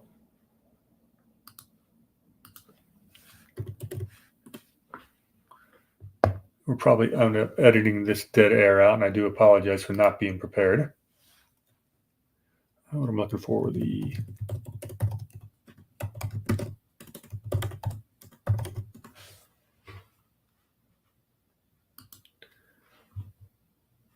okay, I got the YouTube live. Where's the chat here? Anybody have any questions while I'm trying to kill dead air? Might be helpful if I muted it. Well, let's see. I'm going to hold off on the rest. If she doesn't come back in the next few minutes, we'll just make it a second video later, and we'll stop. How's that sound for a plan? Because I do not want to do this in her absence. It's more fun to have a conversation than to just give a monologue. So let's say we give her about 5 more minutes. Aquilux asks, will this eventually lead to the billion-dollar fine to TD Bank? Perhaps. It was a $1.8 billion fine. What's interesting is they made more money than that with the money laundering. So it's another slap on the wrist. So TD Bank is problematic. That investigation. What I always find very interesting about these bank fines is it goes back to the deal that it seems that Obama cut with the Wall Street banks during the campaign in 2008, where they cut a deal with anytime the Department of Justice gets these major fines, they can reduce the fines by diverting a bunch of the money to politically favored NGOs. And these are the same people running around the country doing things like financing voter outreach, et cetera, all for one party, as you can imagine. So when you see these bank fines, people ought to be asking, and a really good investigative reporter would say, where's the money going to go? And quite often it is not into the U.S. Treasury coffers. It is towards politically favored NGOs and other type activities. So basically the banks are just paying for the groups that are running around influencing, all kinds of things. Money the government couldn't spend for itself, they use private entities to do, just like we do internationally. That's the Gladio being applied domestically. Question. Does any of this lead to USB? I'm guessing you meant UBS. Yeah, UBS is involved in some of that. By the way, another one of my former employers, it was UBS. A lot of anyone who's involved in international banking is somehow connected. Next question. Did you see the exposed of bar in the cargo plane with the open ramp? How long ago was that?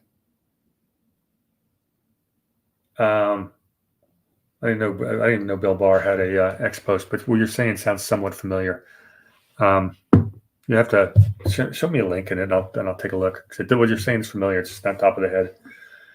Aquilux asks, how can we ever stop all this? We got to start with having honest people, honest regulators, and an honest government. If the regulators who have the revolving door going in and out between private industry to public service, the incentive is too great, to place there's so much money in the international corporate world. They've got every incentive in the world to place their people in charge.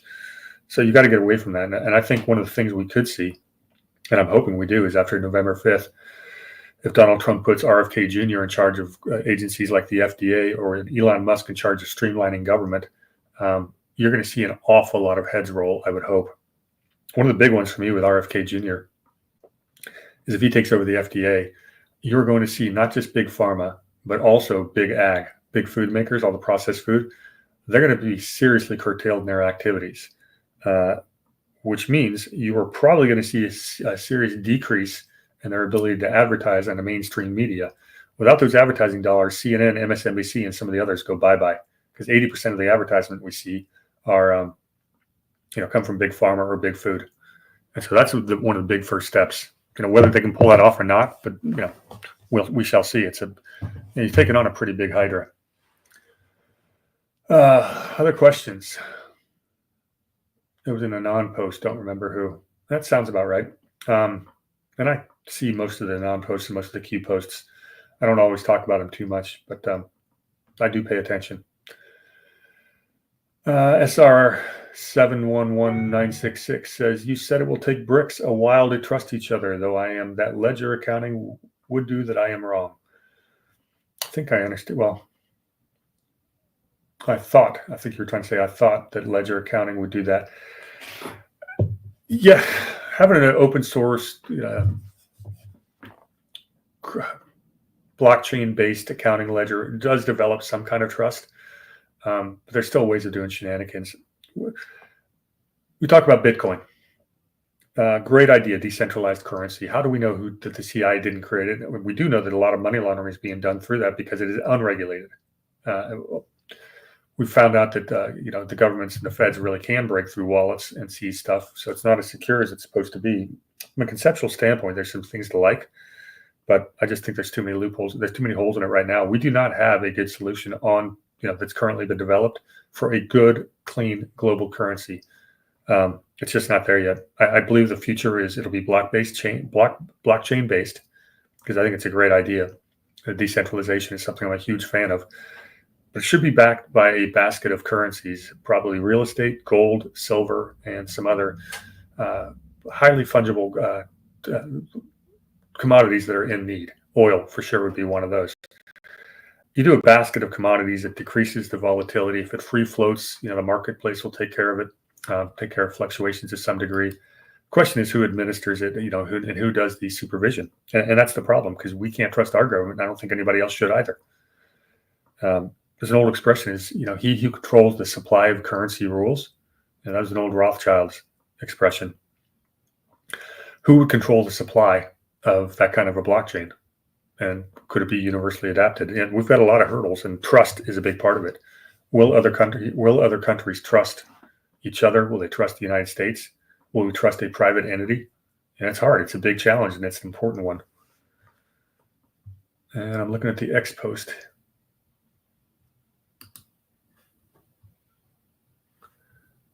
Okay, check this one out. Attorney General Bill Barr sitting in a jumper seat in the back of an open military plane in flight.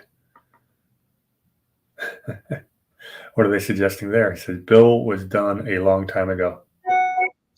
Interesting. Hey, thanks for sharing. Hey, you're back. When I first started this crap, I've never had computer problems. That's why I send everything to Apple. And since I've been doing Operation Gladio, I have the freakiest things happening to my computer. My whole computer just went black.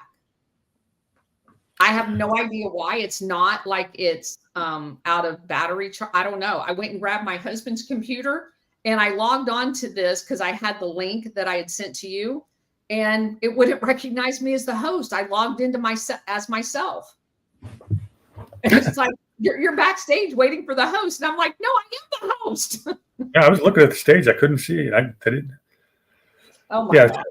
Well, welcome back. I was able to entertain everybody, answer some questions in Rumble for about 10 minutes. And awesome. Sorry about that. No, I was giving you a couple more minutes. Welcome back. I will. I have the pleasure. I'll be able to edit that portion out when I put this video up tomorrow. So, well, my audience is used to it. This happens to me all the time. Technology is your friend. Embrace it. So I think I left off. I was just. Oops. Let me find where I was in my notes. I was just finishing up with Baker. Yeah, Baker. So let me get back to that. I only have 16 pages of notes on this topic, so it's kind of hard to find my way around. All right, the next later person who was the Secretary of Treasury for that 1 month in August of '88, and you cut off right when I was asking you what else was going on in August, September of 1988, regarding the BCCI investigation. Because what was the date of the raid where they took the wedding raid on BCCI? I don't have those notes in front of me. Let's see. What did I do with my notes? I believe it was '88. I think you're right. But it's interesting. It's interesting that N. Peter McPherson, not a household name. I'm guessing most people have never even heard of this guy. Go ahead and I'll look it up while you're talking. Well, he was an IRS specialist in international taxation. So it sounded like he has the perfect portfolio to understand what was going on with BCCI. He previously was a Ford administrator, deputy director for the Presidential Personnel Office, where he worked side by side with Dick Cheney. Whoa. What? Yes, in the Ford administration, McPherson worked side by side with Dick Cheney, the Prince of Darkness himself. And in the office that, for those of you who don't know what he just said, that does all the background screening on everybody. So they would know who everybody is because they have access to the top level of every kind of computer system to check everybody out. Go ahead. Bingo. And he's working side by side with Dick Cheney. Who also would have had that same access. Yes. So the next job he has is he's the administrator for a U.S. agency from 1981 to 1987. The name of that agency is USAID. Oh, CIA. Well, yes. How does the State Department fund everything, all these quasi-covert operations in the NGOs? It's all through the USAID. This is McPherson for 7 years in the 80s. What's going on in the 80s? Iran-Contra. 1988, you were right. Yep, thought so. So the timing of all this is they're shifting people in and out of Treasury and the U.S. Attorney's Office, all during that period. Almost like they want no continuity. Well, yeah, you also want plausible deniability. Meese didn't want anything to do. Yeah, go figure. So he then goes to oversee something called the OPIC, OPIC. Are you familiar with that one? I came across that. Tell me what it is. It wasn't around for long. It's called the Overseas Private Investment Corporation, and its mandate was to help U.S. businesses, listen to this, gain footholds in emerging markets. So it's another CIA front. Well, you ready for this? It was self-funded and quote unquote self-funded, and it would end up being merged into USAID. Oh, yeah.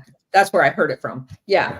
So that was the precursor that the self-funding come from the oligarchs to go in and buy up everything after they couped the government that their stooge was going to privatize. That's what that was used for. And McPherson is running this. He would then go on to become the chairman of the Dow Jones. Yeah, the Dow Jones company. A little more fun here. From 2006 to 2022, this guy sat, and people, this is something we need to dig into. He sat as the chair of the Association of Public Land Grant Universities. And his big goal was to increase, quote, college access and eliminate achievement gap. That's part of the DEI stuff for the government was putting down. He sat on that. So also that would have made him the conduit of the CIA into those universities, both on the staff and for recruiting purposes. Yeah, there's a deep, when you start getting into Public Land Grant Universities Association, there is a deep rabbit hole. I've only scratched the surface. Okay. We could probably spend weeks on that if we ever had the time. That controls an awful lot of quasi-government funding. And they determine, I don't know, who sits, who's the president of every department. That's what I'm saying. Yeah.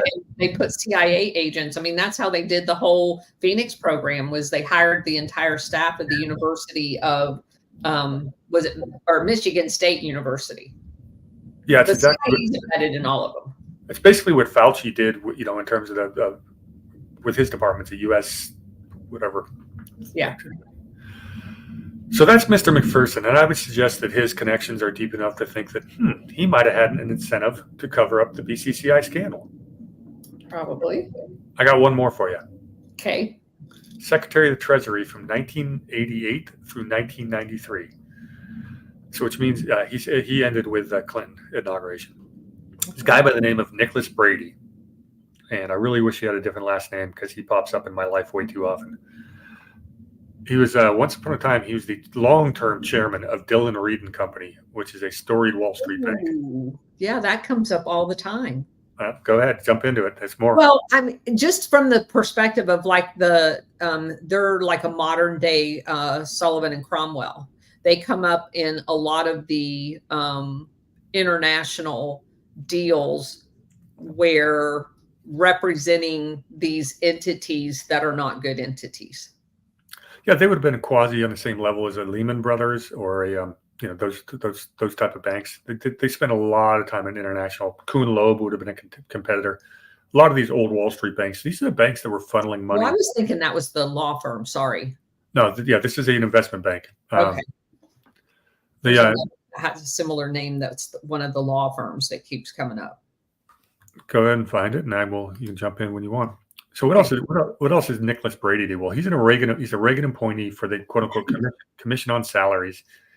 When he becomes the Treasury Secretary, he is the one who launched the Brady Plan. That's why I can't stand the guy. I hate hearing my name and not talking about me. And he's the one who created what's called the Brady bonds.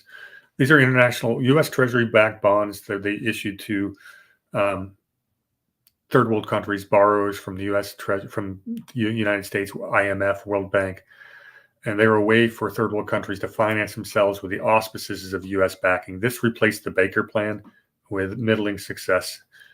Since '94, he's been the chairman of Franklin Templeton, which is a big investment management firm. Used to be bigger than BlackRock. He's the director. You're gonna love this one, of Hess Corporation. Where do we know Hess Corporation from? I don't know. Remind me. Oil and gas exploration and production. Yeah. Okay. They were a contractor out of Iraq. In Iraq. Yeah, got it. Hess Oil. Yeah. And yeah, he also was a director of a company called Weatherford International, which is another oil field services. Since 2004, they were doing a ton of money work in Iraq. And what he's been doing the last 15, 20 years, he's been a trustee at Rockefeller University. And for those who don't recall, Rockefeller University is the oldest biomedical research institute in the United States, and I would say the world. And he sits on their board. So that is Mr. Nicholas Brady, who was the Secretary of the Treasury, who also declined any real prosecutions of BCCI in the early 90s. He's also Yale.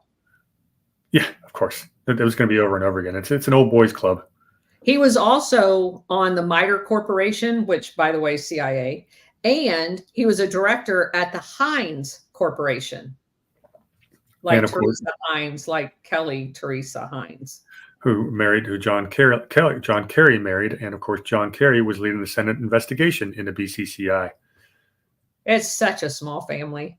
Well, you know what's funny is that, I was looking at John Kerry, and of course when I was doing the Skull and Bones research, and I was wondering if there are any more connections to John Kerry.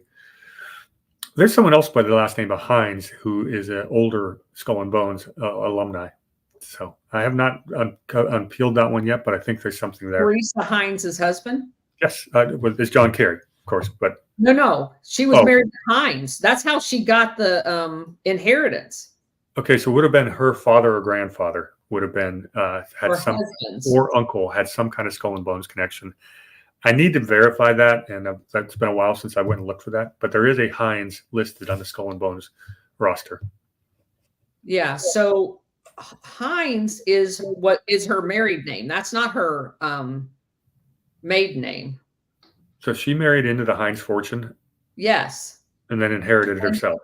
Yes, and her first husband was in the Senate and mysteriously died. Did you not know that? I am. Hold on. I got to bring this up because this is crazy. Okay, John Heinz. Yeah, John Heinz. Oh my God, he died in 1991. No shit. Okay, so yeah, John Heinz. Yeah, he's from Yale as well. John Heinz III, heir to the H.J. Heinz Company. Heinz moved to San Francisco with his mother and stepfather, U.S. Navy Captain Clayton Monty Macaulay, blah, blah, blah. Oh, and so, another childhood tragedy of not having the family together. They all have this typical background. So he becomes senator, and he faced Arlen Specter in his successful Senate run. And he came under fire for illegal donations to Gulf Oil, which he got donations from Gulf Oil. He returned them. Heinz would defeat Specter in the primary, blah, blah, blah. He goes on. He sits on, oh my gosh, he sat on the Committee for Banking, Housing, and Urban Affairs, on the Committee on Finance, and also the National Commission on Social Security Reform. So, yeah, he was a big deal. And then it says Heinz and 6 other people, including 2 children, were killed in a Bell helicopter and a Piper Airstar mid-air collision.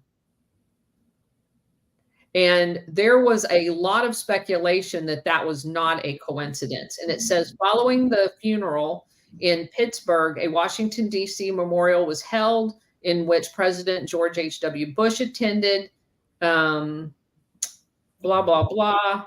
Yeah, a big deal. And then Teresa Heinz, his widow, goes on to marry John Kerry. And Teresa Heinz was 5.5 years older than John Kerry at the time. So here we have John Kerry, a very successful, prominent person, somehow single, and he decides to marry for pure love someone 5 years older than him. You would think it would be the other direction. That's not the typical behavior. So obviously he married for money and power. But yeah, Obviously. yeah, we're gonna have to have more fun with that particular corner when we get into Skull and Bones. Yeah, because she has some very interesting background. Her parents were from Portuguese colony Mozambique. And there's all kinds of international intrigue with her, Teresa Hines. And so it's almost like she's a handler. Just going to throw that out there. When you Yeah, look at her background, yeah. yeah. There could be there's been enough whispers of that and connections that's worth looking into. I'd mentioned earlier that Baker was the UN envoy to Western Sahara. And I don't have the exact year of that. And I'm trying to find that because Western Sahara has got some interesting Gladio type conversations about it. Have you ran into that one yet? Oh yeah, we went over all of the well, pretty much the entire continent of Africa. In general, let me pull this up.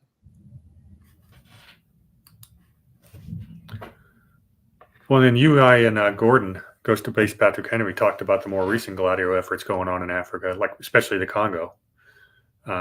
Correct. That's going on there. But so go ahead. I was going to say Western Sahara is something that's pops up on the radar about once a decade, and I want to double check the dates. But if Baker was there at a certain period of time, I think there's more there than meets the eye that I have not looked into yet. Yeah, there was lots of shenanigans going on in Western Sahara, especially in some of their border areas. When we talked about them, I don't know how you say the country that's right next to it, Mauritania. Mauritania. Interesting. Mauritania has been in the news the last 3 days. Yeah. Because the Mauritanian illegal immigrant who actually murdered. Yeah. Yeah. Yeah. There's a lot of really interesting stuff that has went on in that area. Very, very, very poor part of the world. Maybe as poor as it gets is that area we're talking about. Yeah. Which is weird. Although a lot of the corporations like Goodyear for rubber, that's a great place for the rubber industry. That's what we found in Angola and various other parts of the eastern seaboard of Africa. Goodyear, Goodrich, they all had rubber plantations over there that they were exploiting the workers.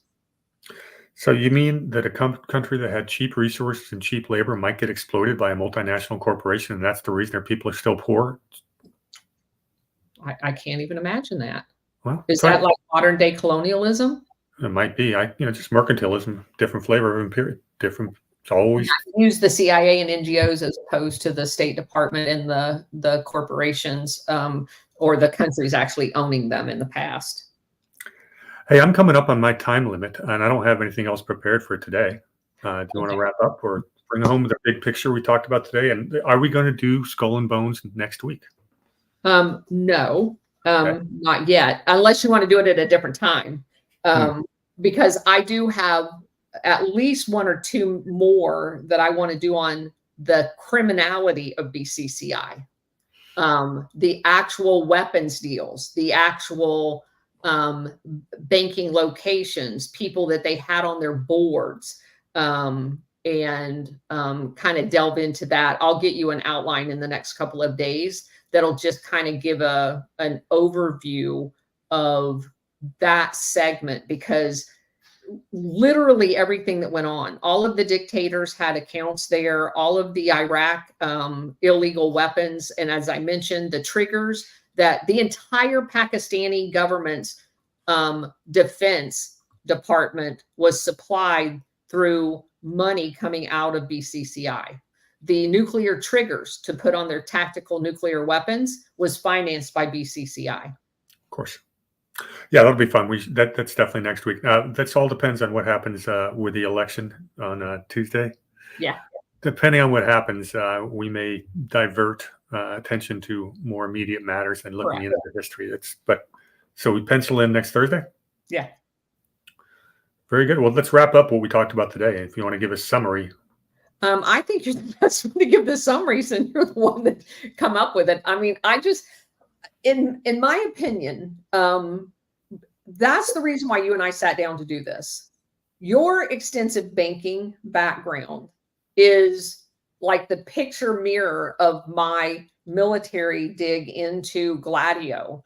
And because nothing that the Gladio operation could have been done without the banking element. Yeah, you can't have one. You cannot have one without the other. Correct. And so that's why when you and I first talked about doing this together, it was like the match made in heaven, because I can talk to, and I think we've laid all of the groundwork out in the actual banking elements of it. And then we're going to transition to the military, the militant, the paramilitary aspect of this bank, because it wasn't a bank. It was actually a bank posing as a weapons dealer, a human trafficker, and a drug trafficker. And we're going to lay that out in the next two shows. Yeah, the takeaway I would give everybody is don't think about a bank as a bank. Don't think about the banking system. What it is a network of all different kinds of banks. Some of them pristine, doing things correctly. Some of them doing completely underworld stuff. Caught in the middle of that is all of our regulators, which basically are what they decide to regulate and what they decide to turn a blind eye to are determined for political purposes. Now you recognize why it is that our politicians are not really organic grassroots people that the people love, but they are selected by the power brokers, the multinational corporations that have the money. They have to put their people in power so that they can have the bottlenecks of all of these regulatory positions. And they have to have the regulators to give the appearance of authenticity. But I think we've done a good job today of exposing that some of the most decorated law enforcement and treasury officials in history have connections that are definitely worth questioning. And they tie all the way back to some of the shadiest parts of America's foreign policy and the entire international criminal syndicate. So all along just reminded me that Senator Tower's plane crash happened right around the same time as Senator Hines' plane crash. And he believes that they were in the same type of aircraft. Obviously, two separate instances, but that because the Tower Commission is the one that was investigating the Iran-Contra affair. You know, it's funny. I was in college when that stuff happened, so I paid attention to part of it. I really started paying attention in 1990, and I haven't told this story on the air before. Do you remember the gentleman by the name of Ian Spiro? Yes. Ian Spiro was a multinational businessman who had some interesting combinations. He apparently murdered and killed his entire family in Rancho Santa Fe, California in 1990, I believe it was. His wife, who I will tell you right now, he did not murder, was my mom's tennis partner. I know the Spiro family. Those kids we've had over at our house. We've had holidays with those people. That was a Middle East hit team in the middle of San Diego. And that's when I started digging into the Middle East connections all the way back in 1990. And I'm in college at the time. So, the resources, you had to go into the newspaper and read through all the different newspapers because the local's not covering it. But yeah, that was absolute. If you ever want to look up a real live hit, happened in Rancho Santa Fe, California. And I'm telling you right now, I knew Ian Spiro. He did not murder his family. These are good people. He just got ticked off the wrong Middle East business partners. And I got kind of cut off at my research back at the time. The internet wasn't really around. But I'm going back and taking a look at that one again. And it does tie into some of the things we're talking about. So this one is actually personal to me. Yeah, and you have the guy that was down in North Carolina that was part of the Fort Bragg crew that was charged. He was a doctor. He was charged with murdering his family and 2 little girls. This happens, and we just said had the Menendez brothers, right? That they supposedly was convicted of killing their parents, only to find out the parents really they were into the child molestation, and that's coming out. So I say this almost daily now. Our entire history is a lie. An awful lot of it is. And it all comes down to who writes the history. The winners do. The ones not put in jail. Yeah, Getting back to the start of the program. But okay, so we're going to call it a day for today. That was quite a lot of information. Probably going to have to play this a couple of different times to get all the names. And we are planning on doing one next Thursday, but it may be preempted. And so just hang with us. If we don't do it next Thursday, we'll, and maybe we could record one to play next Thursday. We'll check our schedules and figure that part out. But also, worst case scenario, we'll do it the following Thursday. And we're going to really dig into the criminality piece of BCCI and the last 2 that we do. Yeah, I just hope the internet survives the post-election riots. They're coming to a street near you. No, I really hope that doesn't happen. But the fascist dictator's not going to shut the internet down. I tell you, everybody, if you are not prepped by next Tuesday, you've probably missed your window. I mean, I've got months of food supply, water supply, pew. I am concerned about what happens after this election. So I think there's reason to be concerned, but I also believe that has been anticipated. So, well, I hope you are correct. We shall see. Until the next time. Thanks for having me, Colonel.